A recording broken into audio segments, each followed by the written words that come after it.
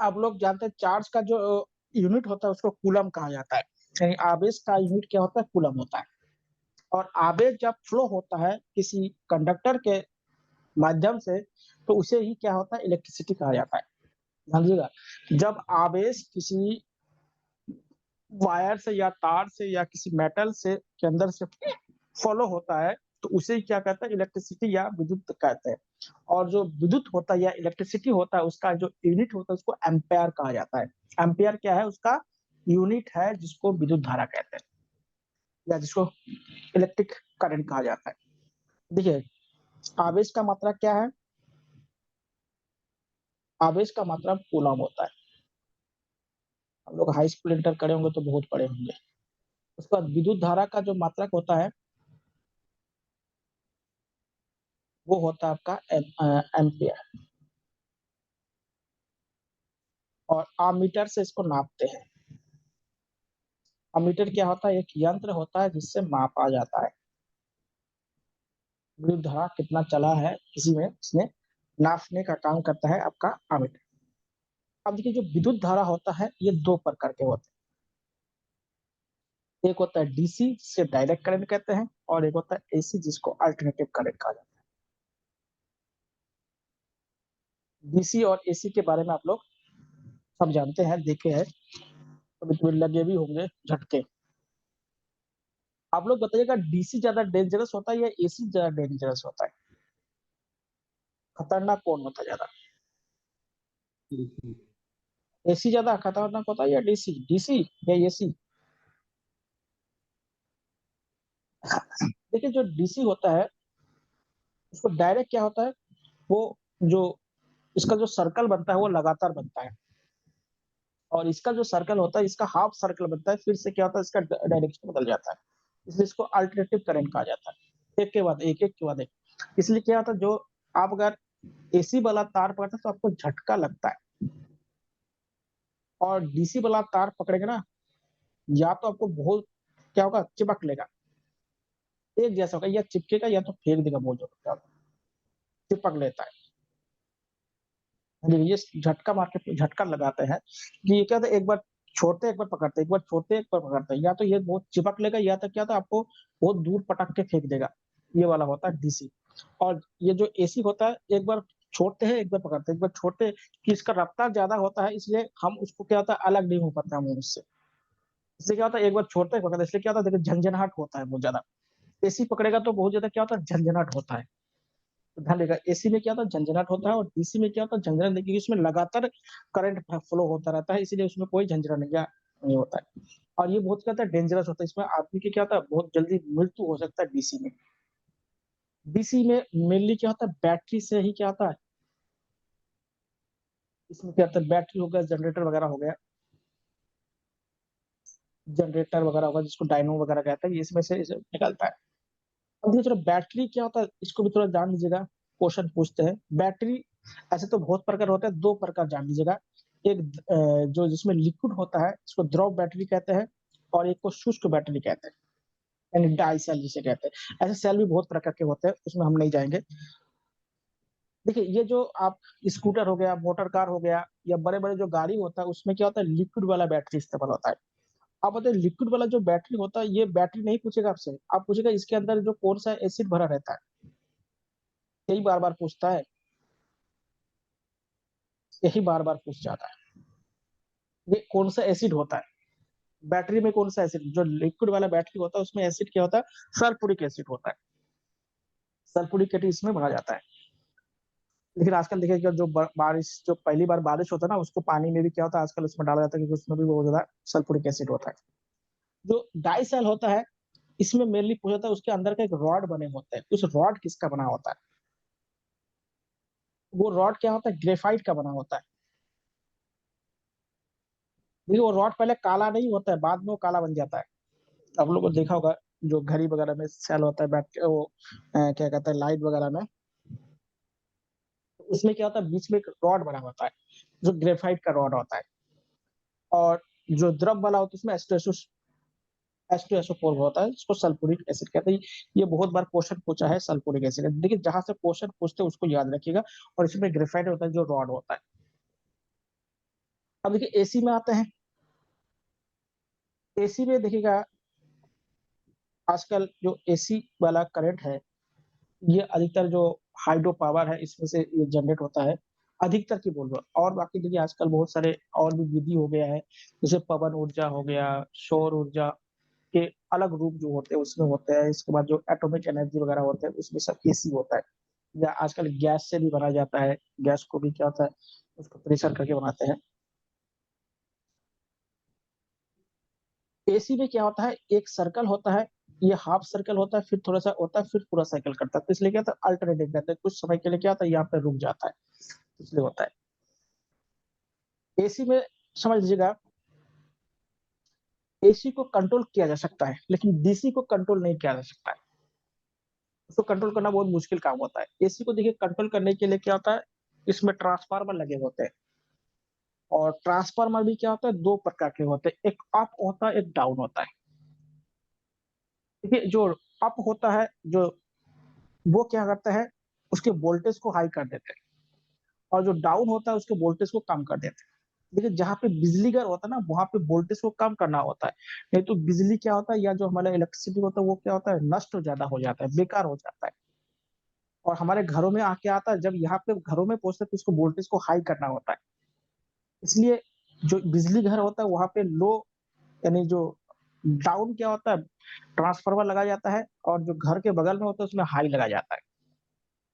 जिससे क्या होता है आपके वोल्टेज को ज़्यादा है। देखिएगा हमारे सामान्यतः हमारे घरों में 220 वोल्ट का क्या होता है करंट फ्लो होता है नॉर्मली। ठीक है, किसी में ज़्यादा भी हो सकता है, लेकिन नॉर्मली क्या होता है घरों में यही होता है। कारखाना वगैरह में उसमें वोल्टेज ज़्यादा होता है। तो ध्यान दीजिएगा तो इसमें क्या होता है कंट्रोल करने के लिए क्या होता है ट्रांसफार्मर होता है। ट्रांसफार्मर सबने देखा होगा।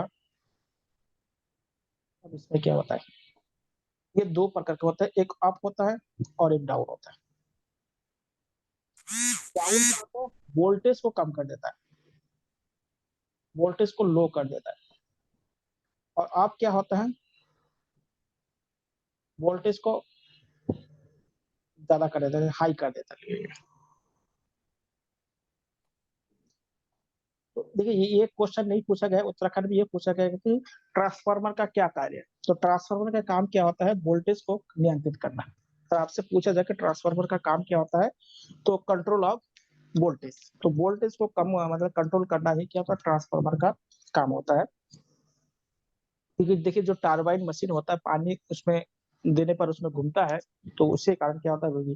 देखिए बिजली जल से नहीं उत्पन्न होता है, जल के माध्यम से जो टरबाइन मशीन चलाया जाता है, उसके बाद जो हीट जनरेट होता है, उस हीट जनरेट से क्या होता है इलेक्ट्रिसिटी बनता है।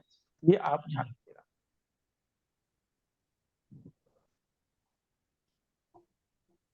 उसके बाद क्या होता है, देखिएगा ये आप लोगों ने अपने घरों में सबने इस्तेमाल करते होगा, जिसको कहते हैं क्या,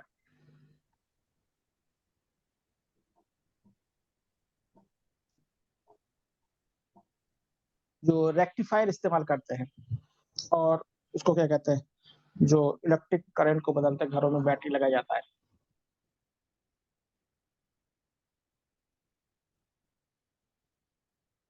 एक शब्द सुने होगा रेक्टिफायर। देखिए रेक्टिफायर कहाँ लगाया जाता है?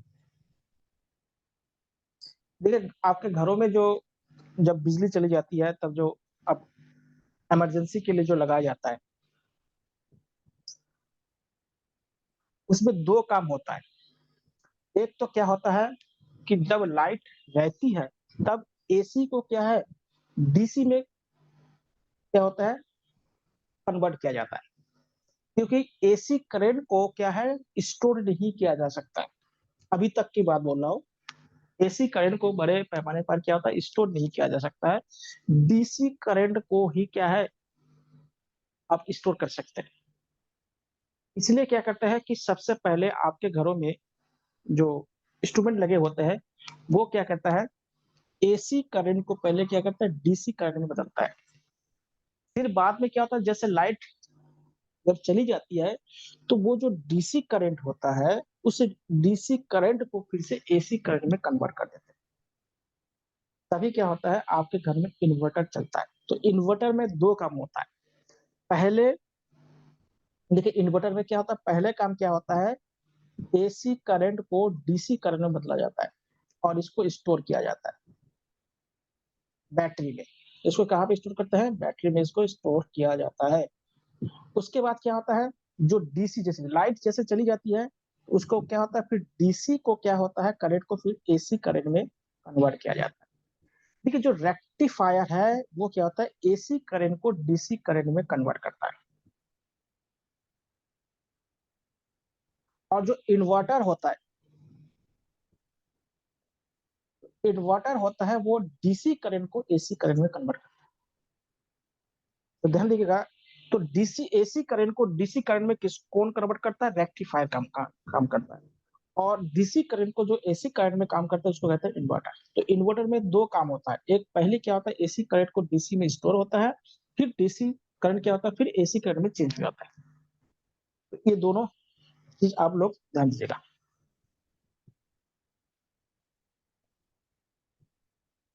अब होता है कंडक्टर,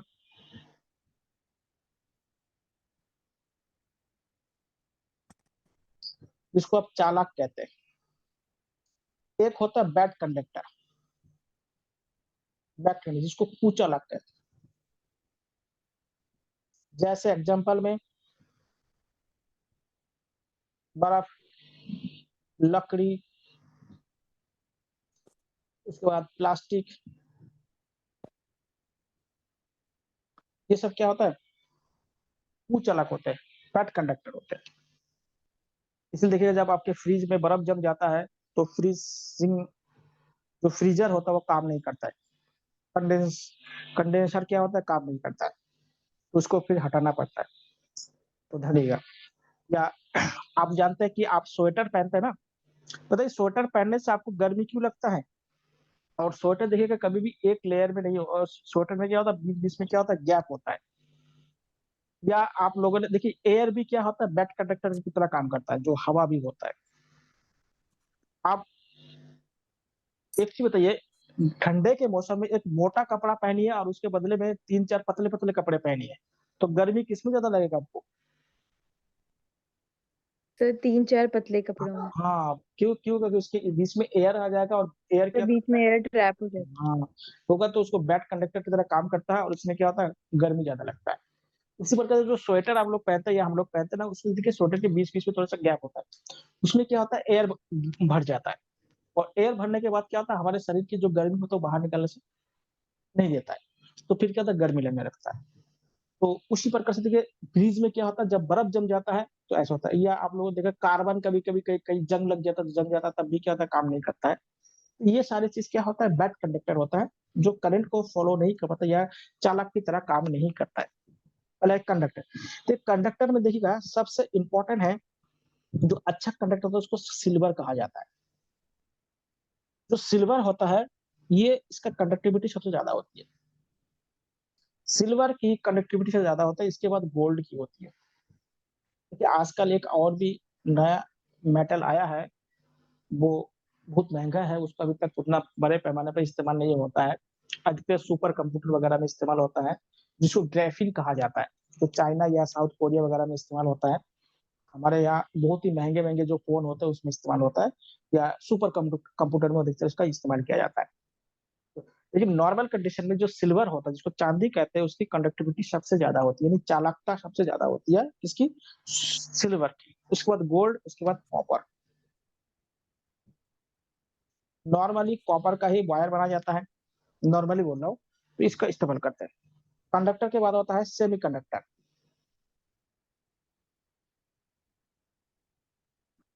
सेमीकंडक्टर में आप लोग आजकल तो इसका इस्तेमाल थोड़ा सा कम हो गया, फिर भी अब फिर धीरे धीरे बढ़ रहा है इस्तेमाल। पहले डायोड ट्रायोड का नाम सुने होंगे आप लोगों ने, या टीवी में लगे होते थे, पहले के टीवी में लगे होते, आजकल तो टीवी क्या बहुत तरह के टीवी बनने लगे हैं, प्लाज्मा टीवी तक आ चुका है। तो आजकल टीवी तो बहुत अलग अलग टाइप के बनने लगे, वो अलग बात है। लेकिन पहले के जो टीवी होता देखिए पीछे कितना लंबा होता था, पहले के टीवी में देखिएगा, तो उसमें डायोड का क्या होता है, काम किया जाता है, डायोड ट्रायोड का क्या होता है, उसमें काम होता है, ट्रांजिस्टर, जो उससे पहले की बात कर रहा हूँ, तो उसमें इसका काम होता है। इसमें दो नाम याद रखिएगा, एक सिलिकॉन, बहुत बार इसको पूछते हैं, सिलिकॉन, और एक है जर्मेनियम। इसका इस्तेमाल आपका सेमीकंडक्टर या अर्धचालक के रूप में बहुत ज़्यादा इस्तेमाल किया जाता है।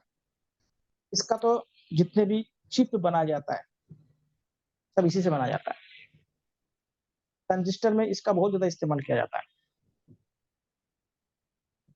इस एक होता है सिलिका, जिसको SI कहते हैं, और यह SiO है, समझिएगा, SiO2 है, इसको कहते हैं सिलिकॉन। भारत में सिलिकॉन वैली किसे कहते हैं? बेंगलुरु को कहा जाता है, क्योंकि यहाँ पे सबसे ज़्यादा क्या होता है, इस तरह के काम होते हैं। और विश्व में सबसे बड़ा सिलिकॉन वैली कहाँ पे है? जो कैलिफोर्निया है, वहाँ पे है। वहाँ पे क्या होता है, माइक्रोसॉफ्ट वगैरह की क्या होता है, कंपनी वगैरह है वहाँ पे। ये सिलिकॉन ध्यान देगा, जो चिप वगैरह इसमें बनते हैं, और जर्मेनियम भी क्या होता है, पता है। एक बात बताइएगा आप लोग, क्या अगर हम सेमीकंडक्टर को अगर हीट ज़्यादा दें, यानी इसके टेम्परेचर को बढ़ा दें, तो क्या होगा, उस पर कोई इफ़ेक्ट आएगा?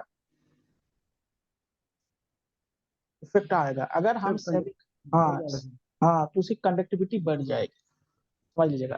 अगर सेमीकंडक्टर पर अगर हम हीट या टेम्परेचर को बढ़ा देंगे, तो उसकी सेमीकंडक्टर की जो कंडक्टिविटी होती है, यानी जो चालकता है, वो बढ़ जाएगी, ठीक है? अब सेमीकंडक्टर के बाद आता है सुपर कंडक्टर।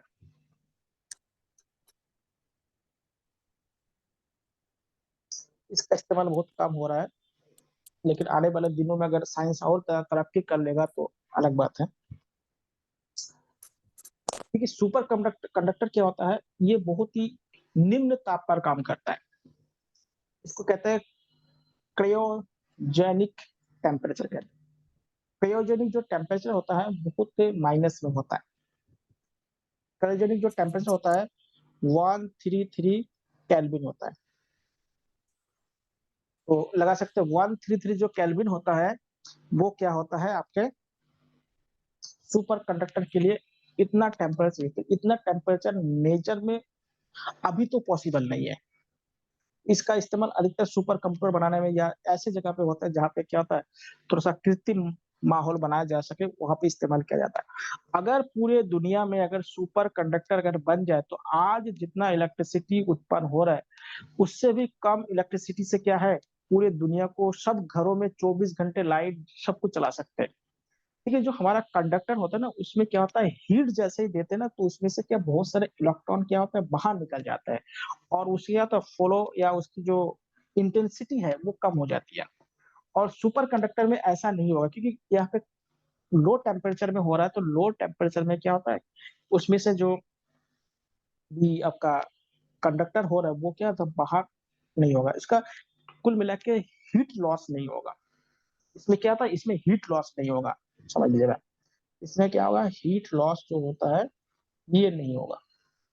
अगर ऐसे होता है, तो ये क्या है, सुपर कंडक्टर बनाने के लिए इतना केल्विन। आप बताओ, इसको अगर आप सेल्सियस में बदलना है, तो आप लोग क्या करेंगे? आप जानते हैं 100 सेल्सियस इक्वल टू 300 केल्विन होता है। नहीं, गलत हो गया मुझे लग रहा है। हाँ, ठीक हो गया। 273 होता है, 373 हो गया, ठीक है। कितना होता है, या 0 degree kelvin Celsius equal to 273 kelvin होता है। इस हिसाब से लगा सकते हैं, तो कितना माइनस में चला जाएगा।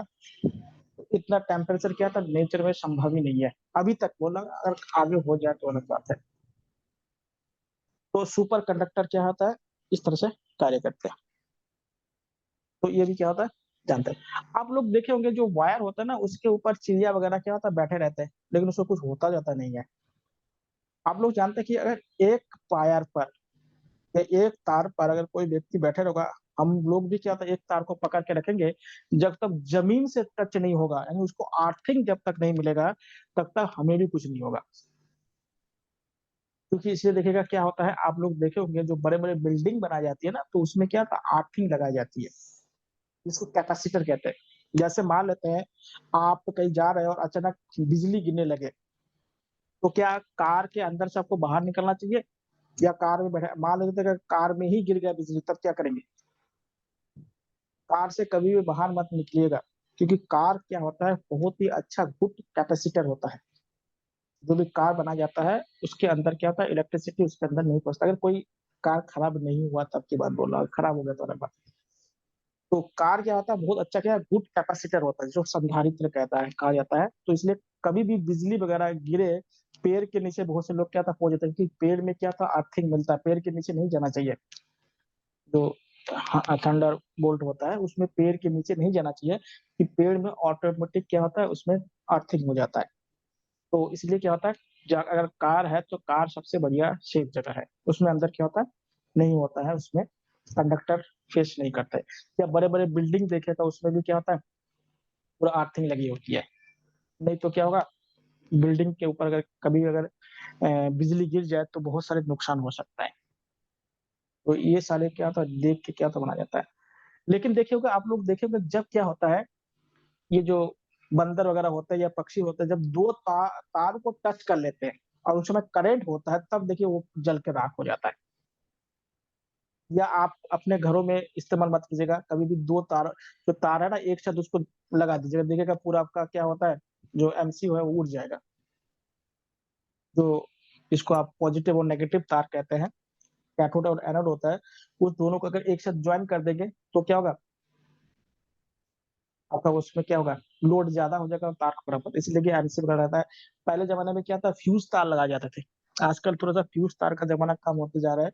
फ्यूज तार क्या होता है, उसकी जो मेल्टिंग पॉइंट होता है, नॉर्मल तारों की अपेक्षा थोड़ा सा क्या होता है, कम होता है। इसलिए जब भी क्या होता है, लोड ज्यादा हो जाता है तारों में, तब क्या होता है, वो तार गल जाता है। इससे क्या होता है, जो हमारा डिवाइस होता है घरों में, वो बचा होता है। तो डिवाइस को सुरक्षित रखने के लिए क्या फ्यूज तार लगाए जाते थे, आजकल बहुत कम हो गया है, फिर भी लगाए जाते हैं। तो फ्यूज तार क्या होता है, टीन का बना होता है। फ्यूज तार मेनली किसका होता है, टीन का बना होता है। और इसको क्या होता है, जो हमारे इलेक्ट्रिक डिवाइस होता है उसको सुरक्षित रखने के लिए बनाया जाता है। और इसका मेल्टिंग पॉइंट क्या होता है, कम होता है, मतलब जल्दी गल जाता है नॉर्मल तारों की अपेक्षा। तो फ्यूज तार क्या होता है, लगाया जाता है। तो देखिए, जब तक क्या होता है, जो सर्किट होता है, सर्किट जब तक पूरा नहीं होता है, तब तक क्या होता है, इलेक्ट्रिसिटी फ्लो नहीं हो सकता है। इससे बोला कि एक तार को पकड़ने से सर्किट पूरा नहीं होगा। जब तक दो तार या अर्थिंग आपको कहीं से नहीं मिल पाता है, तब तक क्या था, सर्किट जब तक पूरा नहीं होगा तब तक क्या होता है, ऐसा नहीं होता है। चलिए आप लोगों से एक क्वेश्चन पूछता हूँ। ये जो टावर देखे होंगे, इलेक्ट जो ये मोबाइल टावर है, इतने ज्यादा टावर लगाने की आवश्यकता क्या है? एक टावर लगा दे और उससे सब कुछ काम चल जाए। या तार का जो आपका जो क्या कहते हैं, ये जो बिजली का तार आप लोगों ने देखा होगा ना, वो देखिए छोटे छोटे पतले पतले तारों को क्या होता है, आपस में फिर लपेट लपेट के मोटा तार बना जाता है। एक मोटा तार क्यों नहीं बनाया जाता है? आप लोग अपने घरों में कहीं भी देखा होगा, छोटे छोटे पतले पतले तारों को क्या है, उसको लपेट के एक मोटा तार बनाया जाता है। ना कि क्या होता है, एक मोटा तार बनाया जाए और उसको उसमें इलेक्ट्रिसिटी फ्लो कर दे। ऐसा क्यों नहीं करते? इसमें क्या नुकसान है?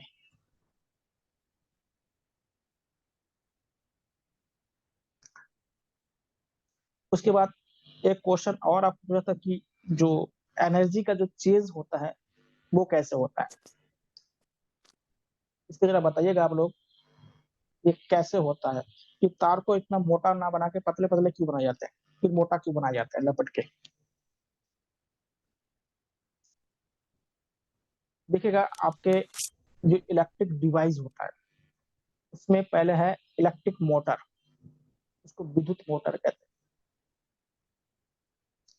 हैं। ये क्या करता है, जो हमारा मैकेनिकल एनर्जी में बदलता है, किस एनर्जी को, ये इलेक्ट्रिक एनर्जी जो होता है, इलेक्ट्रिक ऊर्जा को किस में बदलता है, यांत्रिक ऊर्जा में बदलता है। ये क्वेश्चन बहुत बार पूछा गया है। यांत्रिक मतलब मैकेनिकल एनर्जी में बदलता है। जो आपका जनरेटर होता है, ये जस्ट उल्टा करता है, यांत्रिक ऊर्जा को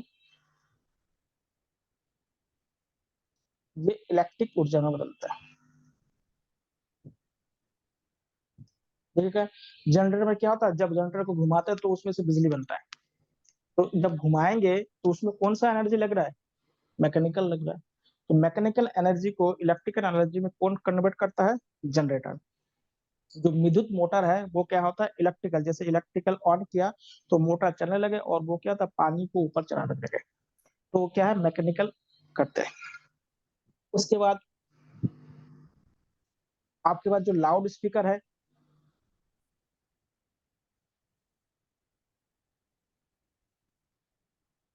देखिए लाउड स्पीकर को हमने क्या दिया, इलेक्ट्रिकल एनर्जी दिया, और ये किस में बदल दिया, साउंड ऊर्जा में बदल दिया, साउंड एनर्जी बदल दिया। हमने मान लेते जितने भी वाद्य यंत्र होते हैं, म्यूजिक सिस्टम जितने भी होते हैं, इसको क्या देते हैं, यांत्रिक ऊर्जा देते हैं। जैसे तबला बजाते हैं ना, यांत्रिक ऊर्जा देते हैं। ये सब क्वेश्चन पूछे गए हैं, और ये क्या बन जाएगा, ध्वनि ऊर्जा में बदल जाता है, साउंड एनर्जी में बदल जाता है। आपके पास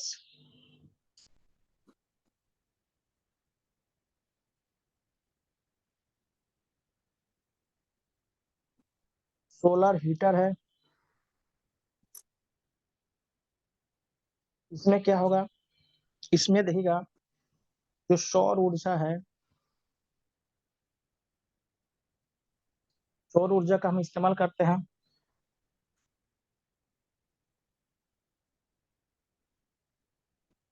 ये क्या है, इलेक्ट्रिकल ऊर्जा में बदल जाता है।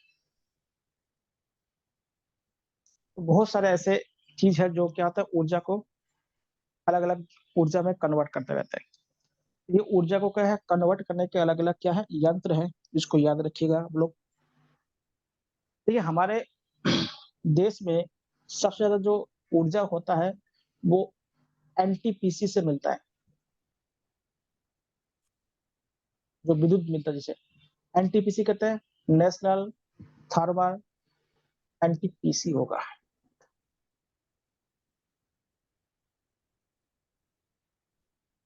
एनटीपीसी मतलब नेशनल थर्मल पावर कॉर्पोरेशन, जिसे विद्युत ताप ऊर्जा कहा जाता है। ये भारत में लगभग क्या आता है, 50% जो इलेक्ट्रिसिटी हमें मिलता है अभी भी, वो इससे मिलता है, लगभग बोल रहा हूँ, इतना नहीं है, आसपास ही होगा। उसके बाद hydro, national hydro power corporation से मिलता है, लगभग 20% एनर्जी इससे मिलता है। तो उत्तराखंड में बहुत सारे हाइड्रो पावर प्रोजेक्ट है। उसके बाद विंड, जो लगभग 10% इससे मिलता है। उसके बाद क्या है आपका, जो परमाणु ऊर्जा है, जिसको एटॉमिक रिएक्टर कहते हैं, इससे लगभग 2% ऊर्जा मिलता है। उसके बाद क्या है आपका, टाइडल एनर्जी है, टाइडल से मिलता है, ये बहुत कम मिलता है। टाइडल मतलब ज्वार भाटा से जो उत्पन्न होता है, इसको टाइडल एनर्जी कहा जाता है। उसके बाद आपका क्या होता है कि बहुत से बायोमास से मिलता है। बायोमास मतलब जो गंदगी होता है उसको रिसाइकलिंग करके इसको बनाया जाता है, जैसे दिल्ली वगैरह में बहुत सारे प्लांट लगे हुए हैं, उससे भी एनर्जी मिलता है, उसको बायोमास कहते हैं। और एक होता है geothermal energy, geothermal energy, energy, geothermal energy क्या होता है, हमारे पृथ्वी के अंदर बहुत जगह पे क्या होता है, गर्म पानी के स्रोत पाए जाते हैं। तो वहां पे टेम्परेचर का जो अंतर होगा उसके आधार पर क्या होता है, बिजली बना जाता है। जैसे देखिए वो उत्तराखंड में बहुत सारे क्या गर्म कुंड पाए जाते हैं, तो वहां से भी क्या होता है, जियो थर्मल एनर्जी बनाया जा सकता है। या आप लोगों ने हरियाणा कह रहा हूँ, हिमाचल प्रदेश में बहुत सारे ऐसे जगह है जहाँ से जियो थर्मल बनाए जाते हैं, तो ये भी बनाया जाता है, तो ये ध्यान लीजिएगा। तो सबसे ज्यादा क्या होता है, एनटीपीसी से क्या होता है हमें अलग है, एनटीपीसी में मेनली अधिकतर कोल का इस्तेमाल करते हैं, कोयले का, और आजकल कुछ जगह पे गैस का इस्तेमाल करना शुरू कर दिया, कोल का अधिकतर इस्तेमाल किया जाता है। जैसे बड़े-बड़े जो एनटीपीसी होता है इसमें अधिकतर कोल।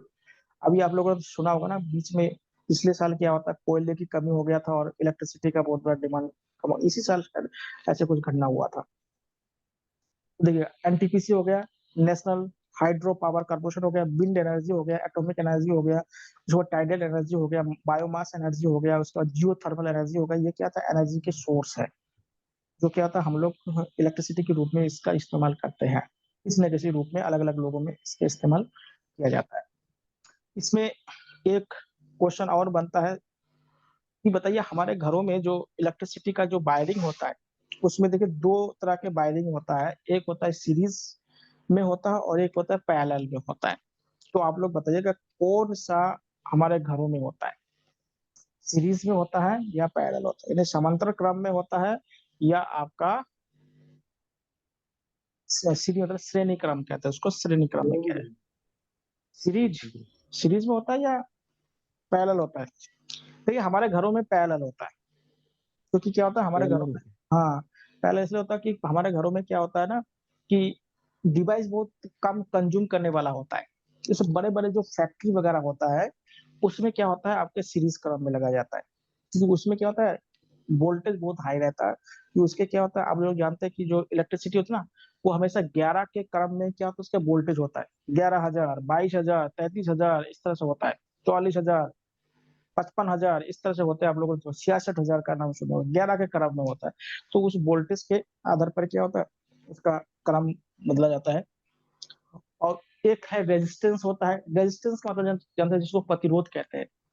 फिर क्या होता है कि हर जो वायर होता है ना, वो क्या होता है, कोई भी चीज़ को फ्लो होने से वो रोकता है। तो रेजिस्टेंस का मतलब होता है कि जो इलेक्ट्रिसिटी की जो गति है उसको रोकना, उसको क्या कहते हैं रेजिस्टेंस या प्रतिरोध कहा जाता है। जिसको आप लोगों ने पढ़े होंगे बचपन में ओम का नियम वगैरह पढ़े होंगे, इसी में है। तो इसमें क्या होता है, इसका इतना याद रखिएगा कि रेजिस्टेंस का मतलब होता है इलेक्ट्रिसिटी के फ्लो को रोकना या उसको कम कर देना। उसको कहते हैं प्रतिरोध। हर चीज़ में प्रतिरोध होता है। प्रतिरोध का मतलब होता है किसी को रोकना होता है। तो उसको क्या होता है उसकी वोल्टेज को क्या होता है कम कर देता है। तो इसलिए देखिएगा जो वोल्टेज जब कम हो जाता है तो आपके या हमारे घरों में स्टेबलाइज़र लगाया जाता है जो वोल्टेज को बढ़ाने के लिए काम किया जाता है। आजकल थोड़ा-सा कम है, आजकल वोल्टेज ज़्यादा है, पहले बहुत ज़्यादा दिक्कत करता था, वोल्टेज कम होता था। आजकल क्या होता है फिर भी क्या होता है गाँव साइड में बहुत वोल्टेज कम रहता है। हाँ, बताइए? तो दीपावली में जो माला होती है ना वो पैरेलल क्रम में होती है ना। हाँ, वो होती है। क्योंकि पढ़ा उसमें था मैंने। वोल्टेज को बाँटना होता है ना क्योंकि उसका वायर बहुत कम होता है। जैसे आप बड़े-बड़े फैक्ट्री में देखिए ना वोल्टेज को बाँटना होता है। जैसे आप लोग देखिए ये है, पैरेलल का मतलब कहते हैं ऐसे-ऐसे होना चाहिए और सीरीज़ में कैसे होना चाहिए? ऐसे है, ऐसे-ऐसे होना चाहिए। ये है सीरीज़ मतलब सीधा है और उसमें अलग-अलग ब्रांचेज़ निकल रहे हैं और पैरेलल मतलब यहाँ पे होगा, एक यहाँ पे होगा, एक यहाँ पे होगा। ये होता है। क्योंकि आप लोगों ने हाई स्कूल, इंटर में पढ़े होंगे जैसे ऐसे बने होते थे बहुत बार।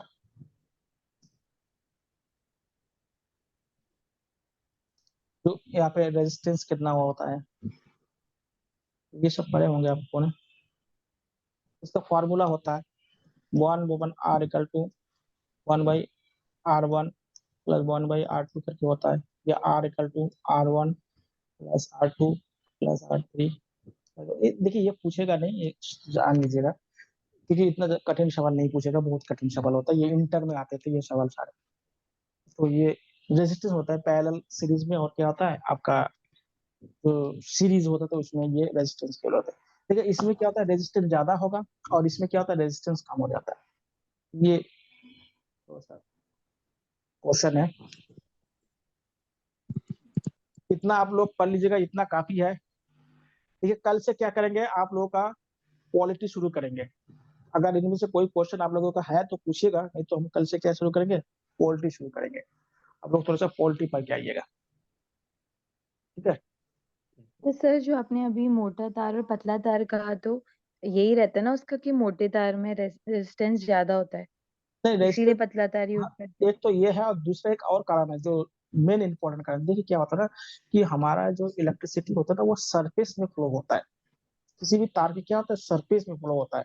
अब बताइएगा जो पतले तार बनाएंगे ना तो उसमें से देखिए सरफेस ज्यादा हो जाएगा, और एक मोटा तार बनाएगा उसका सरफेस कम हो जाता है। तो इलेक्ट्रिसिटी कहाँ फ्लो होगा, सरफेस में ही तो फ्लो होगा, अंदर थोड़ी ना फ्लो होगा, सरफेस में फ्लो होता है।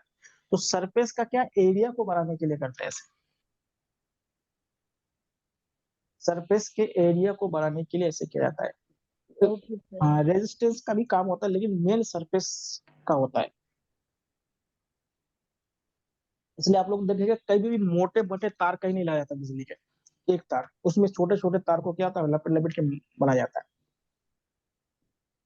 कल आप लोग पढ़ के आइएगा, क्वालिटी पढ़ेंगे कल। गुड नाइट सभी को। ठीक है सर, थैंक